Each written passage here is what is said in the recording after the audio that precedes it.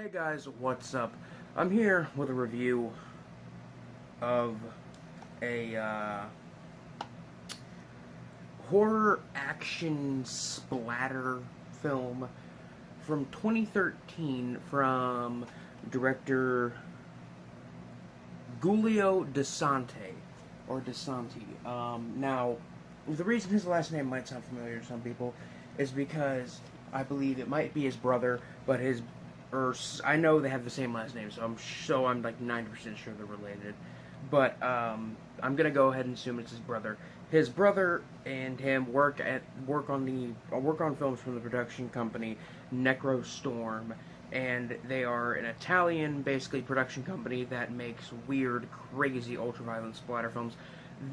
They they're probably one of their most notable films is Adam Chaplin, which is very, very cool little kind of ultra gory, like revenge movie. I would compare to like Ricchio.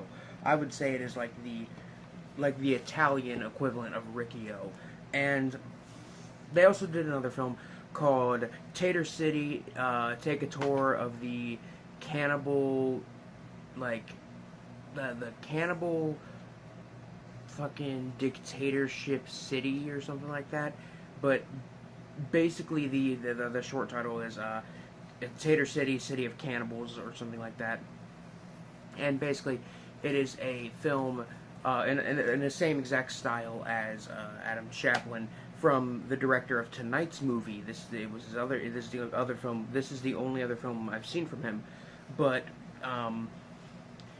it is like some weird movie set in a alternate universe where the government has created this kind of radio signal that they send out, and when people who are like prone to being violent, or who are like insane, or they're psychopaths, they end up committing this signal makes them all commit suicide, and then the government then collects their bodies and makes them into food for the general populace to eat. And that's kind of what the whole movie is about. I mean, there are a few moments of, there's like some in between, like, little segments with like this news guy, or this like kind of a guy who advertises the fast food company Tater Burger, that they sell these human flesh burgers at. And in the English dub, the voice actor, the guy who does the voice for Carante, is very, very, very kind of perfectly cheesy. I kind of want to do an impersonation. He's like, "And your beloved Carante." That's probably not even fucking close, but it was a cool movie. It gets a lot of hate, but I personally liked it quite a bit. And tonight is Giulio DeSanti's other movie. This one came out in 2013. Well, at least it was produced and made in 2013. It just now, this year, was released onto home media, at least in the US. This is a release from Wild Eye Pictures. I'm, of course, talking about Hotel Inferno. Hotel Inferno, as soon as I saw Adam Chaplin in Tater City, I decided to research Necrostorm and see what else they were going to put out. And I basically put everything that they were going to put out. At least the two DeSanti brothers. I'm going to go ahead and assume they're brothers, but the two DeSanti guys, they everything that they work with is putting out. And Giulio DeSanti seems like he's the one who's mainly putting out movies nowadays. I don't think Emmanuel DeSanti, who starred in and directed Adam Chaplin, is doing anything right now. But this is Giulio, I don't know, his movie, and it is basically a horror splatter version of Hardcore Henry. I guess you could compare it to that. But even on the back it says, more gore and insanity than Hardcore Henry. But it is basically a movie about an assassin who is sent to this hotel to, who is basically sent to this hotel in order to assassinate two people, and then he ends up running into demons and monsters and crazy henchmen and stuff. And it is told entirely from the first person, the hitman's perspective. This sounds like a very interesting little movie, considering this is a Considering these movies are usually kind of low budget splatter, I'm interested in seeing what they can do. I know what they can do, and I know they can do this kind of stuff well. I've heard a lot of negative things about this movie, but I also heard a lot of negative things about Adam Chaplin and Tater City, so I'm not gonna take any of those things to heart. I'm just gonna go in with an open mind. So without further ado, let's kick back and check out Hotel Inferno.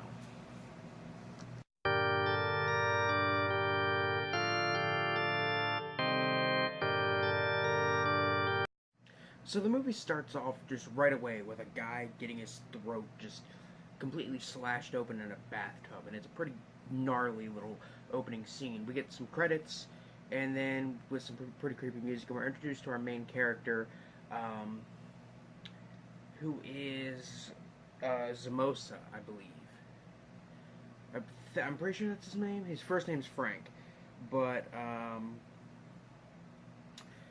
basically he's going to this job. He's going to this hotel to, and he's a hitman, and he has to assassinate two people in this hotel, a specific way, and basically some stuff happens, and all hell breaks loose. I should go ahead and say right now that if you want to see this movie, you're gonna have to turn off your brain, because this is an obvious tribute to not just films like Demons or Evil Dead, or even over-the-top action movies from the 80s that had like MacGyver, over-the-top badass characters, but also it is a big tribute to the first-person shooter genre. And that is a big... I mean, that's really noticeable when you watch it. I mean, there's some pretty funny little one-liners, and like the villain is like... It feels kind of like a James Bond villain. It just feels like Doom, honestly. Like with the whole plot and there being demons and stuff, it feels kind of like what a Doom movie would be like. Ugh.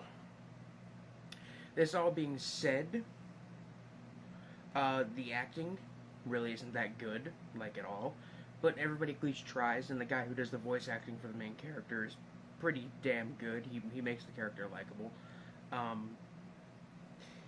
The writing is about the same.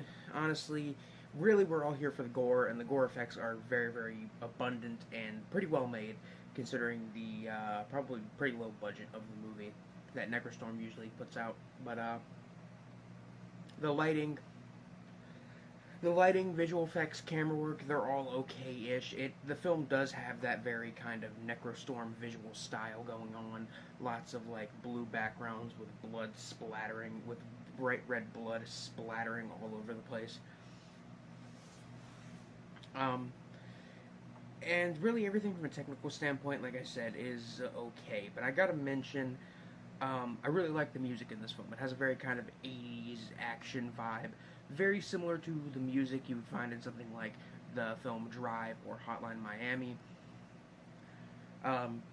And I would say that this film, if you want to watch it and really get into it, it is most effective to watch if you put on like a pair of big headphones and sit in the dark and watch it, because that's what I did, and I really got into it. It really, like, when you are watching it, especially because I'm watching it on my PS4, I honestly kind of felt like I was like, am I playing a video game? Like, for a few seconds, I kind of thought, wait, I gotta grab my controller. And that's not even a joke. Like, that is literally something that I thought to myself. And this is definitely one of those films that you gotta watch after maybe you had a few drinks, maybe pop some popcorn, have an ice cold Coke, and order some pizza. I really don't know what else to say, but if you want a creative, fun, ultra-violent, kind of cheesy splatter film that has some pretty cool ideas and does something different, at least for the splatter genre, I would definitely recommend this one. Like the movie proclaims, it is the first completely first-person splatter film, and yeah, it is. It's very gory. Speaking of gore, on the gore meter from 1 to 10, 1 being something like Nosferatu and 10 being something like Peter Jackson's Brain Dead, The gore meter on this one sits at a solid 7. This movie is very, very violent and explicit and gross, and I love it. I loved every second of it, and if there were a couple things I would have to change, maybe some of the dark scenes I would change, because there's some scenes in dark rooms that are a little hard to see what's going on. I'm sure that was to mask some of the effects, but still. I mean, this is a film from Necrostorm. If you haven't seen any of their movies, then you do, honestly, I can't tell you what to expect. But if you've seen at least Adam Chaplin or Tater City, I would say that this is a very similar movie style-wise, and I would say it's about on par with Tater City, honestly. It's not as good as Adam Chaplin, but as good as Tater City. I gotta say, really like this movie overall. While it isn't some over-the-top amazing art film, while this isn't, you know, the next Lars von Trier film, even though I really don't like Lars von Trier that much, it's still very fun and violent and creative and somewhat atmospheric little splatter horror film, which is honestly what you should expect from Necrostorm at this point. And honestly, I kind of hope for Hotel Inferno 2. I really hope for some kind of sequel or maybe a spin-off, because I feel like there could be a lot more more expanding made to the universe that this film is based in. That being said, I would probably have to give this film a solid 4 out of 5. I would recommend it. Just know that it's really, really gory and not for everybody. It is not a very smart, clever movie. Don't go into this if you want to see a, you know, Giallo-inspired Giallo-inspired film. Do not, you know, go into this if you want to see fucking Antichrist. You know, I think I've made it abundantly clear this is not a movie for everybody. But if you like gore, you like low-budget movies, you like 80s action films, and you like first-person shooters, I would say definitely give this one a watch. That being said, guys, this is Biscuit Boo Horror Reviews, signing off. Peace.